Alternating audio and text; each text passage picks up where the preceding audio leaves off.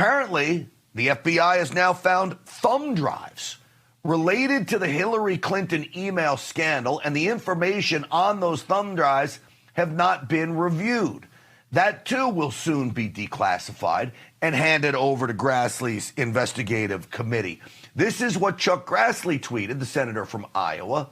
Quote, thumb drives containing unreviewed info on Clinton email scandal and mishandling of highly classified info have been sitting at an FBI offshoot office since 2018. Now, again, the deep state is very real. This proves it. The cover-up is very real, and it goes deep.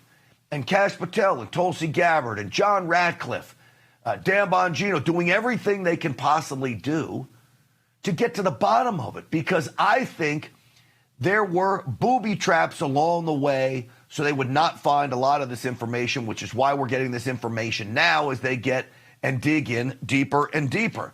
John Solomon went on with Sean Hannity last night. He's been at the forefront of all of this. We love Solomon and Just the News right here on this program. Listen to him on Hannity last night talking about all this. That, Sean, the Clinton annex is going to show there was foreign intelligence. A foreign enemy had determined that the FBI had agreed to be the accelerant, that they were going to be conspirators joining with Hillary Clinton to give credence to her fake narrative. And that's exactly what happened. When people see what the foreign intelligence is and then how the FBI acted, it matches extremely closely. This is a bombshell Senator Grassley is going to release as early as tomorrow. All right, and here's the thing. John Solomon doesn't say everything's a bombshell, all right? Reporters love to use that term. When he says it's a bombshell, you better believe it is. So we will be looking to see what this means for Hillary Clinton, because you have Barack Obama as the mastermind. You've got Hillary Clinton, who ordered the Steele dossier to be written, fabricated, right? Now you've got the two of them. Hillary Clinton doesn't have presidential immunity. She is right in the crosshairs now of investigators. This is the time, folks. I don't want to tip them off to anything they don't already know, but these government gangsters, to quote Kash Patel, ought to be lawyering up quickly. And the whole point of the Mar-a-Lago raid was to go get back those damning Crossfire Hurricane records that President Trump declassified and may have took when he left office. And so, as I've been saying for 3 years, I hope these lawfare Democrats lawyer up, because justice is definitely coming under Attorney General Pam Bondi. She has a backbone of steel. Isn't it amazing?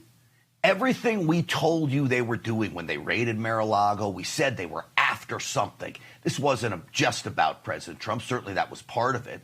They wanted to sink him, but they were after the goods. We told you that on this program. And sure enough, now it looks like that's exactly what they were after. They were after the evidence. They wanted it destroyed.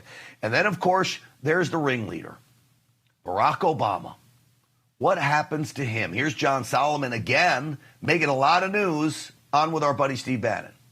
I think my immunity rule might protect him on the original charges. That's what most legal experts tell me, that ruling is so sweeping it will protect Obama for what he did in office. However, Barack Obama can now be summoned before a grand jury. He cannot take the Fifth Amendment because he has immunity from prosecution. He'll have to tell the truth. If he lies as a private citizen about what he did as president, he'll no longer have that immunity. I would imagine Barack Obama, if his attorneys were smart, would get that immunity in writing from the DOJ. Because you have all kinds of things, like President Trump has even brought up seditious conspiracy. Maybe Barack Obama needs to be impeached even though he's out of office. That is something people are thinking about right now.